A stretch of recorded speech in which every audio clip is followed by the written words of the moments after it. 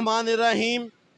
میں آپ کا میزبان رانا سجاد مصطفی نیوز ہوم ٹی وی کے ساتھ ملر روڈ فیصل آباد میں موجود ہوں۔ یہاں انجمن تاجران سٹی رجسٹرڈ اور انجمن کباڑ ایسوسی ایشن کی طرف سے اشرف مٹھو صاحب صدر ہیں جو انجمن کباڑ ایسوسی ایشن کے یہاں کے، انہوں نے آج 28 مئی یوم تکبیر بھرپور شاہانہ شان طریقے سے منایا ہے۔ ان سے بات کرتے ہیں، کیا کہتے ہیں آج کے؟ بسم اللہ الرحمن الرحیم۔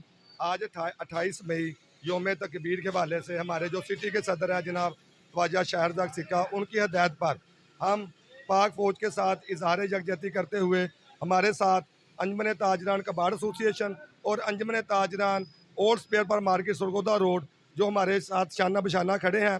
پاک فوج کے ساتھ ہم اظہار یکجہتی کرتے ہیں اور جو ہمارے چند نادان دوست دشمن عناصر کے جنڈے پہ چلتے ہوئے پاک فوج کو برا بھلا کہتے ہیں، ہم اس کی پرزور مذمت کرتے ہیں۔ پاک فوج ہماری ریڈ لائن ہے، ہماری جان بھی اپنی پاک فوج کے لیے حاضر ہے۔ پاک فوج ہے تو ہم سب ہیں اور ہم انشاءاللہ تعالیٰ اپنی پاک فوج کے ساتھ انشاءاللہ تعالیٰ شانہ بشانہ کھڑے رہیں گے۔ پاکستان زندہ باد، پاک فوج زندہ باد، قائد اعظم زندہ باد۔ بسم اللہ الرحمن الرحیم۔ آج کا جو دن ہے، یہ اس دن پاکستان نے ایٹمی دھماکے کیے تھے۔ اللہ تعالیٰ فرماتے ہیں وَأَعِدُّوا لَهُمْ مَا اسْتَطَعْتُم مِّن قُوَّةٍ کہ جو ہو سکے آپ قوت تیار کریں، گھوڑے دوڑائیں، اپنے ٹینک دوڑائیں، تاکہ جو دشمن ہیں تمہارے اور اللہ کے دشمن ہیں یہ سارے کے سارے خوفزدہ ہو جائیں۔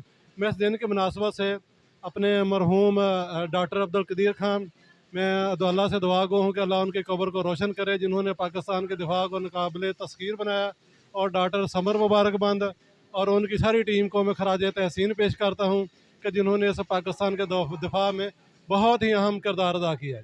میں آپ کے چینل کا شکریہ ادا کرتا ہوں اور ہم پاک فوج کے ساتھ ہیں، اور میں پاک فوج کو یہ پیغام دینا چاہتا ہوں کہ پاکستان سب سے پہلے، اور پاکستان کی فوج ہم پاکستان فوج کے شانہ بشانہ ساتھ کھڑے ہیں، اور پاکستان کے فوج کے آفیسرز کو یہ بھی کہنا چاہتا ہوں کہ ہر گھر کا بچہ پاکستان کی فوج کے ساتھ ہے۔